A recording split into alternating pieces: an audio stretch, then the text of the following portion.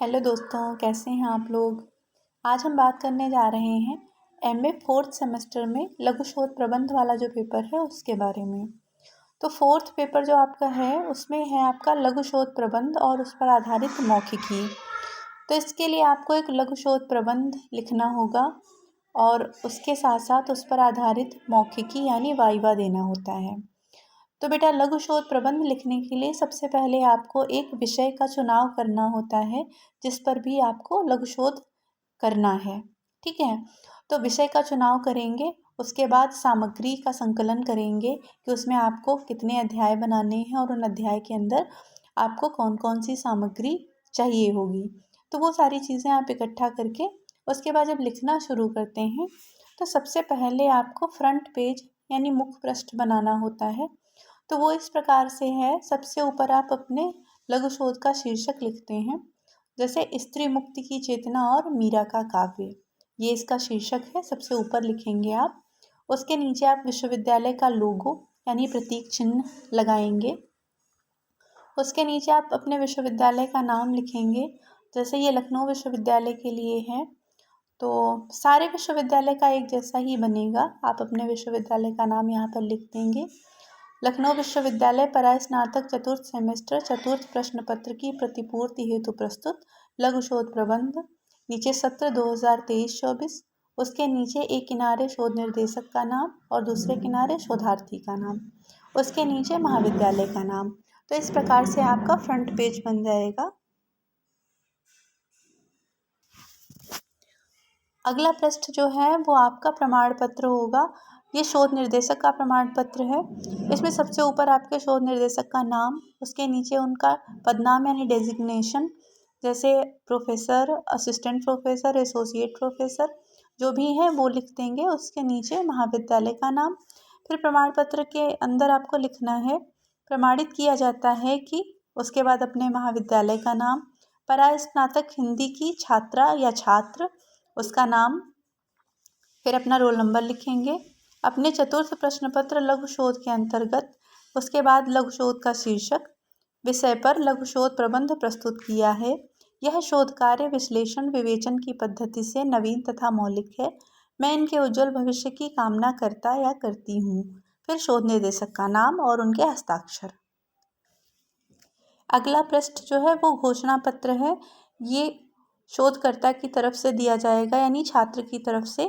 तो इसमें आपको लिखना है मैं, फिर अपना नाम, यह घोषणा करता या करती हूँ कि प्रस्तुत लघु शोध प्रबंध आदरणीय, उसके बाद आप अपने शिक्षक या शिक्षिका का नाम, फिर महाविद्यालय का नाम के निर्देशन में पूरा किया गया है। इस कार्य में मैंने स्वयं के विचारों को स्वयं के शब्दों में प्रस्तुत किया है एवं जहाँ कहीं किसी विद्वान के मत का उल्लेख किया है वे मेरे द्वारा विभिन्न मान्य स्रोतों से लिए गए हैं। ऐसी हर सामग्री का यथास्थान संदर्भ एवं आभार व्यक्त कर दिया गया है जो इस लघु शोध कार्य में प्रस्तुत है। यह मेरे स्वयं के प्रयास एवं उसके बाद अपने अध्यापक अध्यापिका का नाम के कुशल निर्देशन का फल है। फिर शोधार्थी का नाम, रोल नंबर और महाविद्यालय का नाम। तो ये घोषणा पत्र हो गया। उसके बाद जो अगला पृष्ठ आपका है वो आभार पत्र होगा। इसमें आपको शोध कार्य में जिन जिन लोगों से सहायता प्राप्त हुई है उन सबका आभार व्यक्त करना है। इसको आप ऐसे लिखेंगे, परम आदरणीय, फिर अपने शोध निर्देशक का नाम, फिर महाविद्यालय का नाम के प्रति श्रद्धावनत हूँ जिनके सतत प्रयासों, सुझावों एवं कुशल निर्देशन से लघु शोध प्रबंध पूर्ण हो सका। अपने व्यस्ततम क्षणों में भी संपूर्ण तत्परता तथा अभिभावना के साथ न केवल मेरा मार्गदर्शन किया वरन लघु शोध प्रबंध पूर्ण कर लेने के लिए निरंतर प्रोत्साहित भी किया। यह लघु शोध प्रबंध का कार्य आज जिस रूप में और अपेक्षाकृत जितने अल्प समय में प्रस्तुत हो रहा है, यह परम पूज्य, फिर से अपने निर्देशक का नाम, के वात्सल्य एवं असीम स्नेह का परिणाम है। आपके द्वारा किए गए कृपापूर्ण उत्साहवर्धन एवं मार्गदर्शन के लिए आजीवन कृतज्ञ एवं आभारी रहूँगा या रहूँगी। इसके बाद आप अन्य जिन व्यक्तियों का आभार व्यक्त करना चाहें, जैसे आपके विभाग के दूसरे शिक्षक, आपके सहपाठी, आपके माता पिता, सबका नाम यहाँ पर लिख करके और लिख दीजिए, उनके प्रति हार्दिक कृतज्ञता व्यक्त करता या करती हूँ। जिन्होंने मेरी सहायता की, विभिन्न प्रकार से सहयोग किया। इसके बाद अपना नाम और रोल नंबर।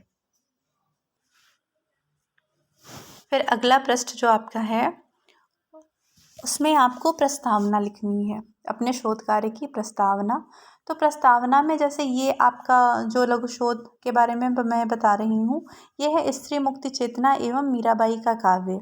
तो प्रस्तावना आप लिखेंगे जैसे आप कोई निबंध लिखते हैं। मान लीजिए आप इस टॉपिक पर कोई निबंध लिखने जा रही हैं, तो कैसे लिखेंगे? पहले स्त्री मुक्ति चेतना के बारे में बात करेंगे, उसका थोड़ा संक्षेप में बताएंगे। उसके बाद में मीराबाई के काव्य के बारे में बताएंगे। फिर मीराबाई के काव्य में स्त्री मुक्ति चेतना के बारे में बताएंगे। आपका जो भी टॉपिक है उसको आप ऐसे ही लिख देंगे। उसमें जितने भी शब्दों का प्रयोग किया हुआ है उनको क्रमानुसार आप उनके बारे में बताते हुए चलेंगे।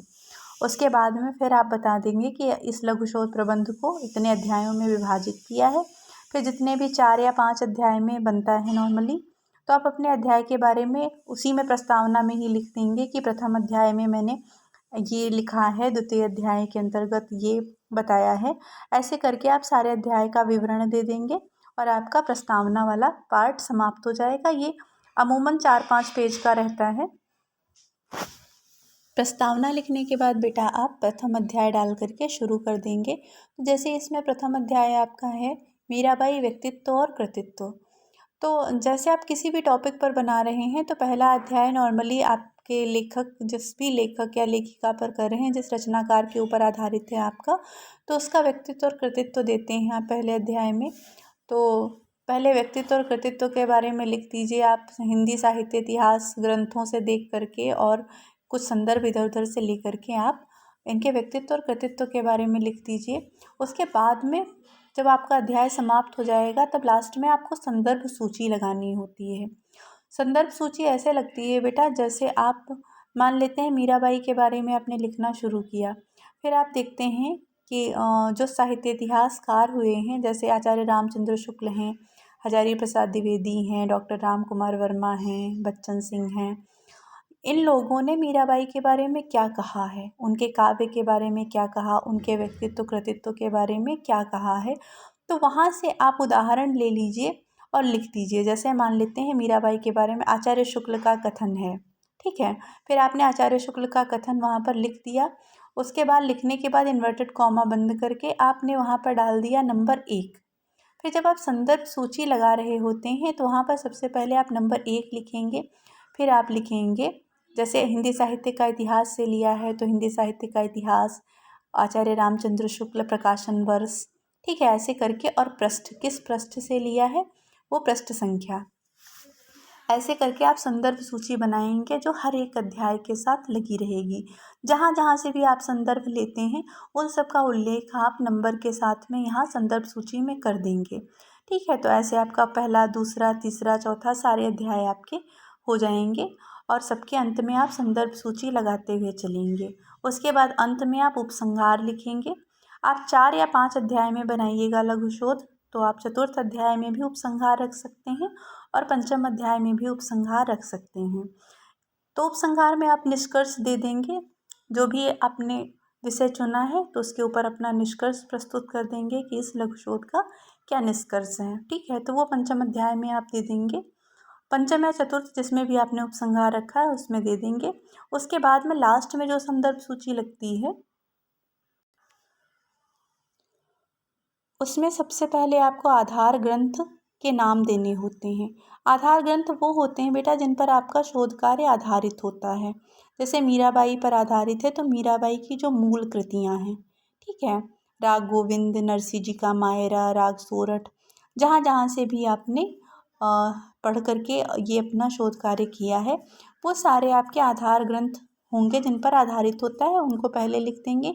उसके बाद आपके संदर्भ ग्रंथ आते हैं। संदर्भ ग्रंथ वो होते हैं जैसे हिंदी साहित्य का इतिहास, अन्य जो भी ग्रंथ हैं, मीराबाई के बारे में किसी अन्य विद्वान ने कुछ लिखा है, कोई आलोचनात्मक ग्रंथ आपने पढ़ा मीराबाई के ऊपर, वो सभी आपके संदर्भ ग्रंथ के अंतर्गत रखे जाएंगे। और अन्य सामग्री में आपने इंटरनेट का उपयोग किया, विकिपीडिया का उपयोग किया या किसी पत्र पत्रिका का उपयोग किया, तो उनको सब आप अन्य सामग्री के अंतर्गत रख देंगे। इस प्रकार से आपका लघु शोध प्रबंध हो जाएगा। आपको लघु शोध प्रबंध के बारे में अगर अन्य कोई जानकारी चाहिए हो तो कमेंट कीजिएगा, मैं वो उस पर भी आपको वीडियो बना करके उपलब्ध करा दूँगी।